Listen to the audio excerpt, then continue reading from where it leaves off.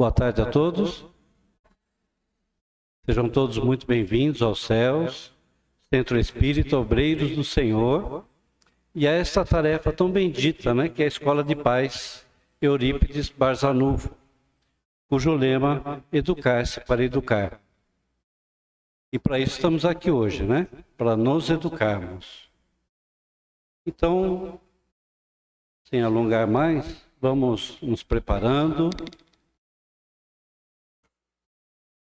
pedindo a todos que desliguem os seus celulares, para que não atrapalhem no andamento. E vamos nos conectando à espiritualidade, visando a imagem de Jesus, tão acolhedor, de braços abertos, olhando por nós, trazendo aquilo que necessitamos. E assim, com a prece do Pai, vamos fazer essa ligação espiritual. Pai nosso, que estás no céu, santificado seja o vosso nome. Venha a nós o vosso reino, seja feita a vossa vontade, assim na terra como nos céus. O pão nosso de cada dia nos dai hoje. Perdoa-nos as nossas dívidas, assim como perdoarmos aos nossos devedores. E não nos deixes, Pai, cair em tentação, e livra-nos de todo o mal. Que assim seja, graças a Deus.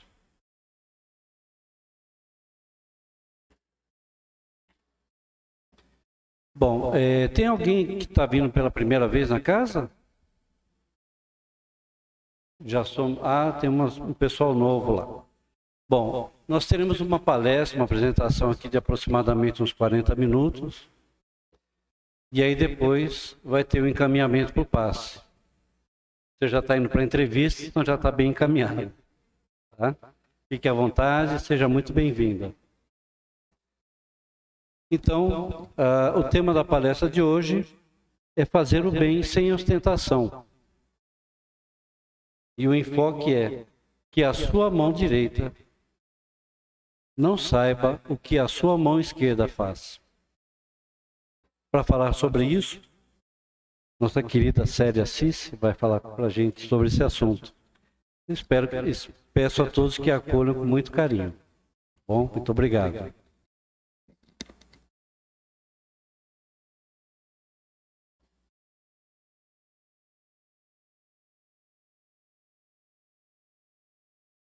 Boa tarde. Que a paz de Jesus envolva os nossos corações e que nós possamos sair daqui, nessa tarde de hoje, com o nosso coração renovado na fé.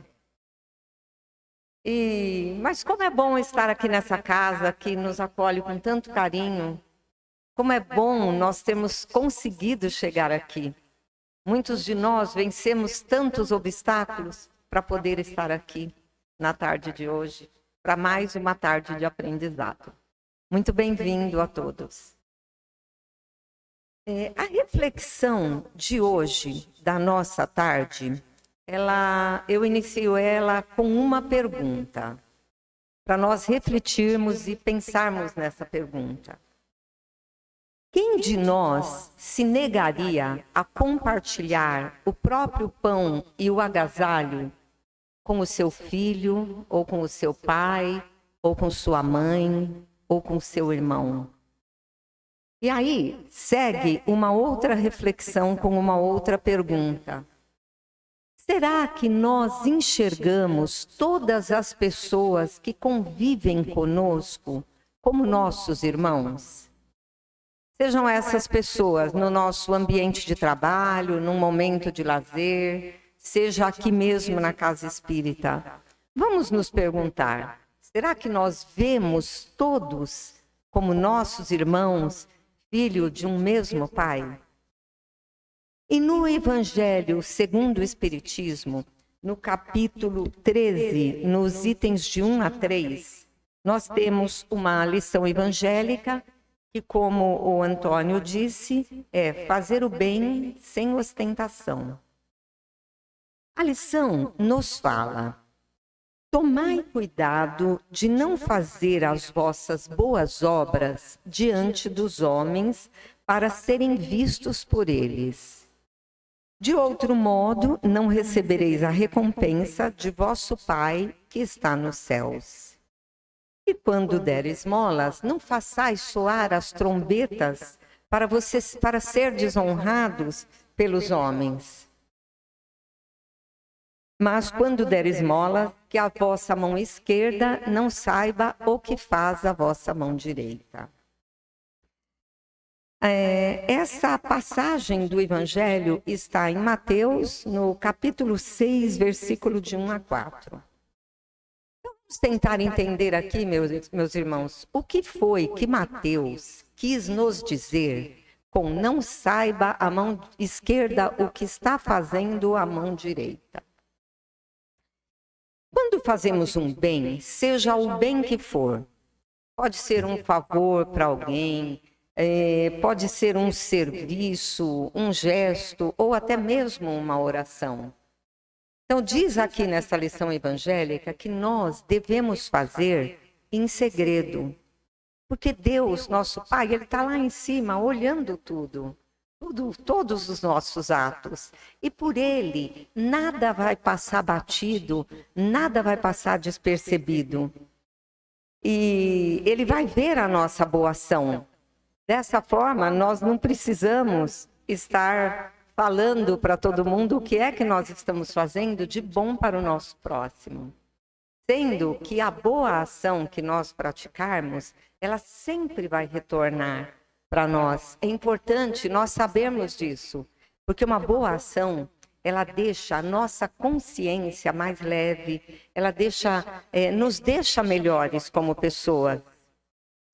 E voltando à frase, não saiba o que a mão esquerda, o que está fazendo a mão direita, vamos pensar que nós temos dois lados.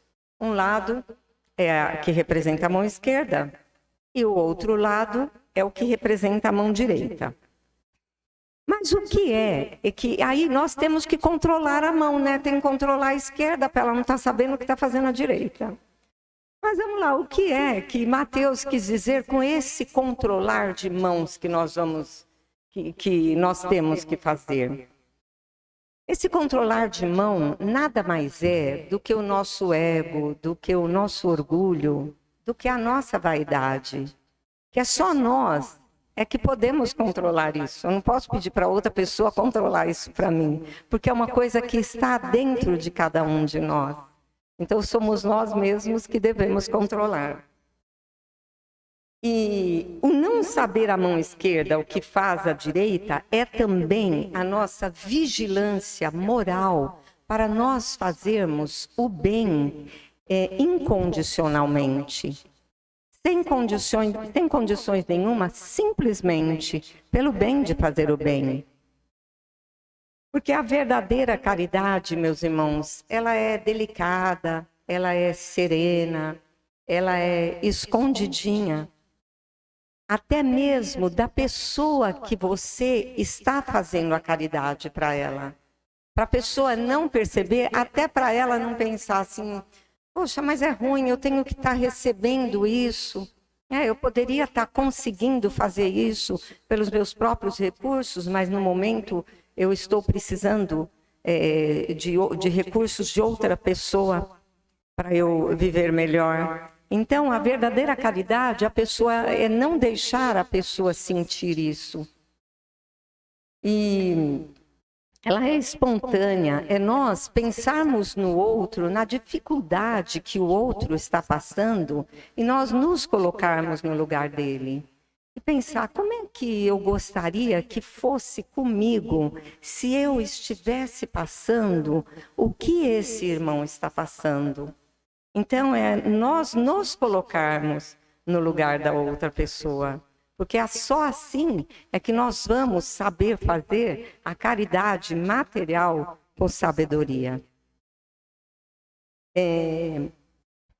Porque Jesus, ele nos falou que aquele que faz o bem ostentosamente, ele já recebeu a sua recompensa aqui na terra.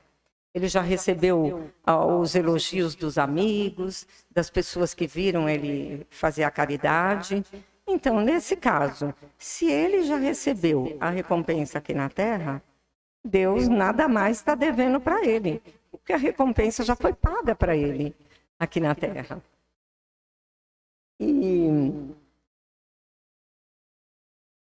E vamos sempre lembrar também que a maior recompensa que nós podemos ter está no nosso dever cumprido. E o ajudar, o nós podermos fazer pelo outro é uma coisa que todos nós podemos fazer. Mas nós, até agora, nós falamos da caridade material, que é muito importante. É importante a gente deixar frisado aqui, essa casa, Obreiros do Senhor, que nos acolhe, né, com tanto carinho. Ela fez aniversário agora no dia 15 de novembro. Essa casa completou 61 anos. 61 anos, vejam bem, meus irmãos, que vida, recebendo as pessoas se transformando, as pessoas se melhorando, porque a gente melhora quando vem aqui. E também, essa casa, ela mantém uma creche que é a IAN, não sei se vocês já tiveram oportunidade de conhecer, a IAN fica na Pauliceia, na rua Francisco Alves, e ela abriga mais de 300 crianças.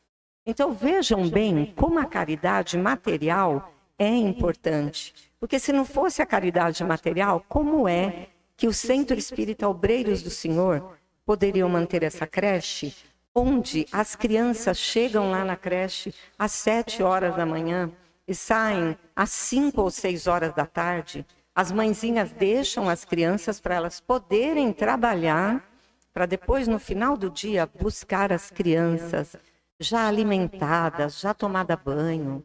Elas vão para casa para quê? Para brincar um pouco com os pais, para dormir, para viver bem. E é uma ação muito linda essa aí, que o Centro Espírita Obreiros do Senhor faz. E é com a nossa ajuda, com a caridade material. Porém, Jesus nos chama a atenção também para um outro tipo de caridade, que é a caridade moral. E a caridade moral, todos nós, é uma caridade que todos nós podemos fazer.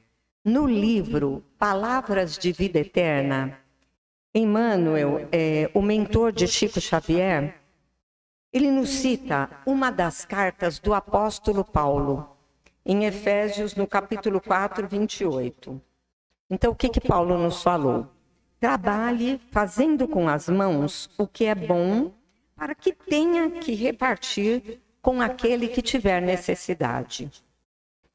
O apóstolo Paulo, nesse sentido, quando ele disse essa frase em Efésios, ele nos ofereceu há mais de 2000 anos uma dica muito valiosa. E que dica foi essa que Paulo nos deixou? Que para o bem aparecer, não aguardemos as luzes que venham dos outros. Vamos fazer brilhar a nossa luz. Mas como é que nós podemos fazer brilhar a nossa luz? Então, Emmanuel, ele nos fala também em um dos textos da necessidade de nós nos doarmos naquilo que nós já possuímos, naquilo que já é nosso e que nós já desenvolvemos dentro do nosso coração. Mas aí nós vamos nos perguntar o que é que nós já possuímos do ponto de vista espiritual. É aquilo, meus irmãos, que nós já conseguimos construir de virtudes. E o que são essas virtudes? É a nossa alegria, é o nosso sorriso, é a nossa capacidade de doar a esperança, de falar da esperança para um irmão que está cansado e necessitado e precisando de ouvir uma palavra amiga. É o nosso bom ânimo, é a nossa capacidade de perseverar diante dos obstáculos da nossa vida. E aqui eu acredito que não há quem não tenha esses obstáculos, não há quem não tenha os problemas. Mas veja bem, está dizendo aqui, nessa frase de Paulo, a gente jogando para o nosso dia a dia, a frase que Paulo falou, que é a capacidade que todos nós temos de falar, não, tudo passa nessa vida e esse momento também vai passar. E ter esperança e ter fé que o momento vai passar. Isso é nós fazermos brilhar a nossa luz e nós doarmos a luz que nós temos dentro de nós. E mesmo que nós achamos que nós temos pouco a doar, aí a gente vai pensar, mas a minha vizinha, ela tem uma luz enorme, a minha luz está tão fraquinha, está tão pequenininha, mas mesmo que seja uma luz pequenininha, mas nós já temos esse algo, pequeno que seja, mas nós já temos esse algo para doar, porque é algo simples e que não custa nada a ninguém, e que é a caridade moral que Jesus veio nos alertar. É algo simples, como eu estou dizendo, seria o quê? A gentileza da alma, ainda que nós não tenhamos naquele momento nada de material para compartilhar, mas essa gentileza da alma, todos nós temos. Alguma luz, essa, todos nós possuímos e podemos compartilhar, principalmente dentro da nossa casa, com aqueles que convivem conosco, dentro do nosso lar, e entendendo também que a verdadeira caridade, ela começa dentro da nossa casa. E muitas vezes a gente tem um familiar difícil, ou às vezes não temos. E é com esse que a gente tem que doar as nossas luzes. E, meus irmãos, conta uma história de um rapaz de 29 anos chamado Nicholas Wilton. O Nicholas foi numa viagem de férias, ele viajou com um amigo para a Tchecoslováquia.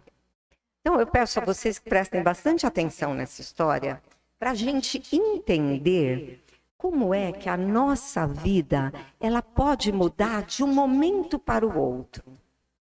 E dependendo da nossa atitude, nós podemos também transformar a vida dos nossos semelhantes de um modo positivo. Então vamos voltar lá para o nosso amigo que foi para a Tchecoslováquia. Ele chegando lá, ele ficou muito impressionado com o clima de medo que existia entre os habitantes do local. A Tchecoslováquia estava naquele momento vivendo sob o domínio da Alemanha nazista. E durante a guerra, a perseguição aos judeus, ela era cruel e desumana. Era uma coisa tão triste que eles separavam os pais dos filhos, sendo que os pais iriam morrer nos campos de extermínio e os filhos iriam viver a própria sorte. Iriam viver passando frio, passando fome, não ter ninguém ali para dar carinho, para dar amor, para dar uma orientação para eles. Ou, quando não, eles também iriam para o campo de extermínio. E o nosso amigo Nicholas Wilton, ele teve uma ideia que mudou a vida de 669 crianças. Ele teve a ideia de levar essas crianças das famílias perseguidas para fora da Tchecoslováquia. E a partir do momento que ele teve essa ideia, ele já começou a escrever cartas para vários países, perguntando se eles receberiam as crianças, seja em abrigos públicos ou fazendo uma campanha para os lares receberem essas crianças também. E o país que recebeu essas crianças foi a Inglaterra. E no momento que ele tomou essa decisão e que já estava tudo certo, ele teve que fazer uma lista, né? Mas era muito difícil para ele saber que ele tinha que separar os filhos dos pais. Ele que teria que levar as crianças, mas, por outro lado, se essas crianças ficassem na Tchecoslováquia, elas iam viver dessa maneira aí que eu estou falando para vocês, iam viver a própria sorte. E quando essas crianças chegaram na Inglaterra, lá estava o Wilton para receber essas crianças. Ele teve a preocupação de estar junto para quando uma das crianças fosse para uma casa ou para um abrigo, que os irmãozinhos fossem juntos com eles. Porque eles já tinham sofrido tanto, já estavam separados dos pais e ainda iam viver separados dos irmãos. Então ele pensou muito nisso. E anos mais tarde, ouvindo o depoimento de uma das crianças salvas, agora já adultas, ela dizia que ela nunca saiu da mente dela a expressão de angústia do pai e da mãe delas no momento da separação. Elas falavam que aquilo acompanhou elas para o resto da vida. Mas se é verdade dizer que quem salva uma vida salvou a humanidade, o que nós vamos dizer de uma pessoa que salvou 669 crianças? E uma coisa interessante também, o Wilton fez tudo isso, realmente ele fez o bem sem ostentação, só que não daria para esse bem ficar em segredo, porque era muita gente, eram as 669 crianças. Aí teriam todas as famílias que abrigaram essas crianças, ou os abrigos que abrigaram essas crianças, eles iam saber da história do Wilton, não tinha como ele deixar essa história em segredo. E o que é interessante dessa história é que ele tinha uma tristeza muito grande, porque vieram as 669 crianças, mas tinha outros comboios com 250 crianças que não conseguiram sair da Tchecoslováquia. Era essa a grande tristeza dele. Elas foram mortas no campo de extermínio. Nenhuma das crianças escapou a essa crueldade. E daquelas crianças sobreviventes surgiram eles com várias profissões. Tinha jornalistas, construtores, médicos, advogados. E o mais interessante, um fato curioso, é que as crianças salvas por Wilton, elas se tornaram pessoas generosas. Então, conta que um dos beneficiados dele, para expressar a sua gratidão, ele adotou 3 crianças, já na fase adulta, casado, adotou 3 crianças e trabalhou voluntariamente num hospital infantil para o resto da vida dele. Mas essas crianças nunca ficaram sabendo do seu benfeitor, desde o momento que a história veio à tona. O Wilton já estava velhinho. Até a rainha da Inglaterra chamou o Wilton no palácio para lhe oferecer uma condecoração. O governo da República Tcheca lhe fez uma homenagem também. O presidente dos Estados Unidos enviou para ele cartas de elogios e de agradecimentos. Mas, para o Wilton, o maior reconhecimento que ele teve foi quando um programa de auditório, quando soube da história, chamou o Wilton e pediu para que ele se sentasse na primeira carteira do auditório. E a pessoa coordenadora do programa buscou trazer o máximo que ela pôde das crianças que foram salvas, claro, agora já adulta, porque a história veio à tona anos depois. E no momento em que estava no auditório, essa coordenadora do programa pediu para ele se levantar e olhar para trás. Aí ele viu um auditório inteiro em pé, as crianças que ele salvou da morte certa, agradecendo, batendo palmas, que não parava mais, e lágrimas de gratidão por tudo que ele fez. E tanto tempo depois, porque demorou, foi tantos aplausos que demorou. E depois, quando acabou todos os aplausos, a única palavra que ele tinha a dizer para todos, ele virou para todo o público e falou: obrigado. Mas na época em que o Wilton decidiu salvar essas crianças, as pessoas falavam para ele: é impossível o que você pretende fazer, não dá para você fazer isso, você está ficando louco. Mas o Wilton, ele não quis ouvir isso, ele foi em cima daquilo que dava para fazer. Ele continuou firme e forte e fez o que diziam que não dava para fazer.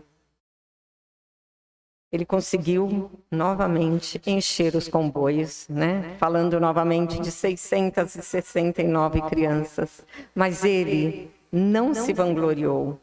E ele disse: eu não fiz nada, eu só fiz o que um bom cristão deveria fazer. Que história linda, meus irmãos. E é um fato real, é um fato acontecido.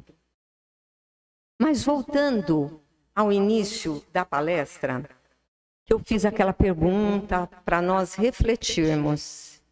Quem se negaria a compartilhar o próprio pão com o seu filho, ou com sua mãe, ou com seu pai, ou com seu irmão? E a outra pergunta foi: será que nós enxergamos todos os que cruzam o nosso caminho como nossos irmãos, filhos de um mesmo pai? E Deus, todas as manhãs, Ele nos dá oportunidades novas.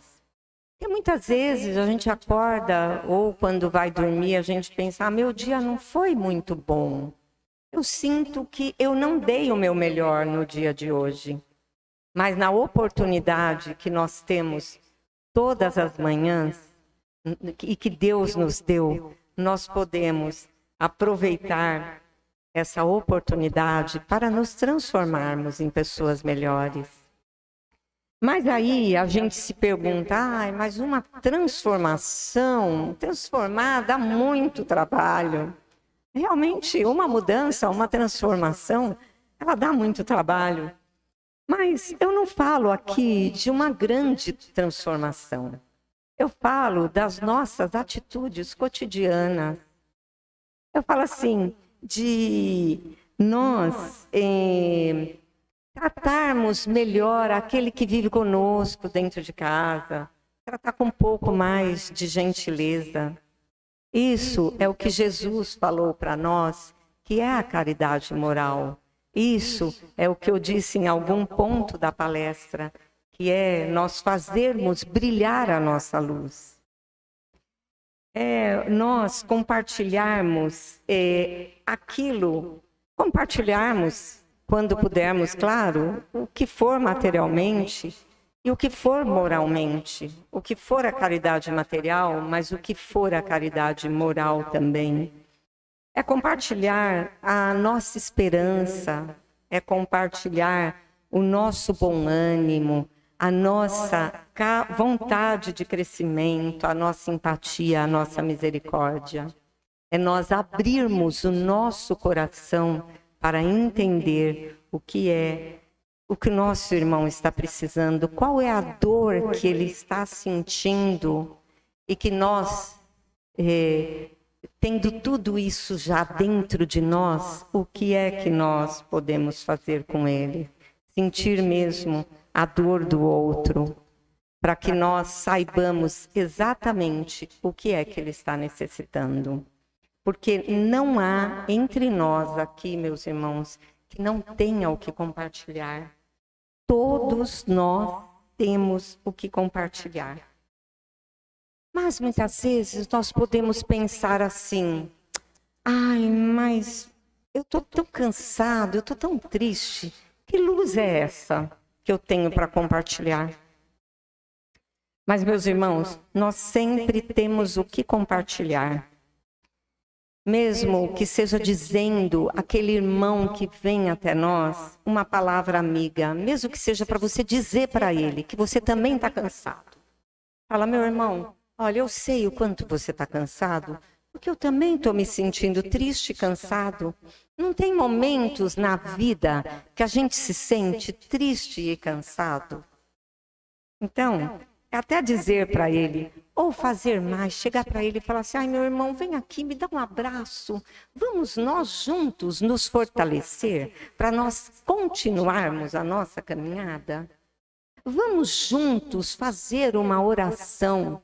Nós já sabemos que não existe oração sem resposta e que lá o nosso Pai maior, Ele está vendo, Ele está entendendo tudo o que é que nós estamos precisando. E pronto, meus irmãos, pronto, só isso. Nada mais. Não é uma coisa tão grandiosa assim que nós não podemos fazer. Uma maneira como essa, uma palavra amiga, a gente já deu aquele consolo que aquele coração estava precisando naquele momento. E só com essa palavra nós estamos compartilhando e fazendo brilhar a nossa luz. E toda frase que nós transmitirmos, toda frase de amparo que nós transmitirmos ao outro, nós precisamos ouvi-la dentro de nosso coração. Porque nessa partilha, que nós achamos tão pouco, que às vezes a gente acha, minha luz está apagadinha. Está apagadinha, mas alguma coisa eu posso fazer. E nessa partilha, que parecia tão pouco, nós podemos nos comparar e entender o que Jesus quis dizer. Quando ele falou assim, vós sois deuses, e tudo o que eu posso fazer, vós também pode fazer. Então, essa partilha pequenininha, como esse exemplo que eu dei de uma frase, de um abraço no amigo, se compara àquele pão de Jesus, que ele tinha um único só, não eram 2 pães que ele tinha, era um único pão que ele tinha para matar a fome de milhares de pessoas. E aquele pão se transformou e ele conseguiu matar a fome de milhares de pessoas. Então vejam bem, nós também temos essa capacidade com a nossa palavra, com o nosso sorriso, com a nossa gentileza. Então, meus irmãos, que nós saiamos aqui hoje com um propósito, com essa reflexão.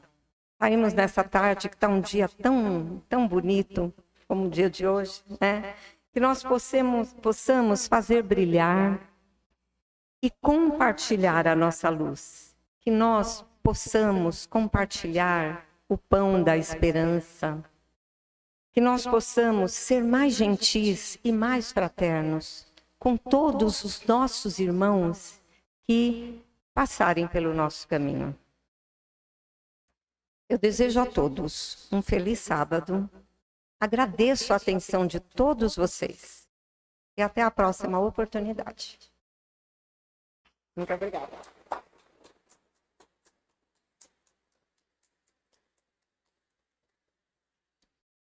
Muito obrigado, Célia, em nome da Escola de Paz. Agradecemos essa palestra tão boa, né, gente? A mensagem muito boa, muito bacana, uma história muito bonita, né, que você passou para a gente. Então vamos, nesse instante, primeiro aguardar um minutinho para que a equipe da Câmara de Paz se dirija ao local. Nós aguardamos aqui, tá bom? E aproveitando então, enquanto eles estão se dirigindo à Câmara, vou convidá-los para a próxima semana, próximo sábado, para o Evangelho Musical. Música, que bom, né? A arte eleva o espírito. E é com o coral Meimei. Vai ser muito bom. Contamos com a presença de todos aqui, tá? Então vamos novamente nos sentando confortavelmente, absorvendo toda a mensagem que foi passada para nós aqui agora. Vamos nos conectar espiritualmente com todos os nossos entes queridos, encarnados, que não puderam estar aqui conosco, e os desencarnados, que seguramente vão receber essas vibrações. Vamos abrir nossos corações, nossas mentes, para recebermos essas bênçãos de hoje, que toda a espiritualidade traz para nós. E novamente, com a prece do Pai. Pai nosso, que estás no céu, santificado seja o vosso nome. Venha a nós o vosso reino, seja feita a vossa vontade, assim na terra como nos céus. O pão nosso de cada dia nos dai hoje. Perdoa as nossas dívidas, assim como perdoamos aos nossos devedores. Não nos deixes cair em tentações, e livra-nos de todo o mal. Que assim seja, graças a Deus. Vou pedir que todos aguardem alguns minutinhos para a gente encaminhar para o passe, tá bom? E aí temos mais alguns recadinhos. Bom, da palestra da semana que vem eu já falei. Aproveitando, né, o tema da palestra, que é a caridade, e fazer o bem, né? Fazer o bem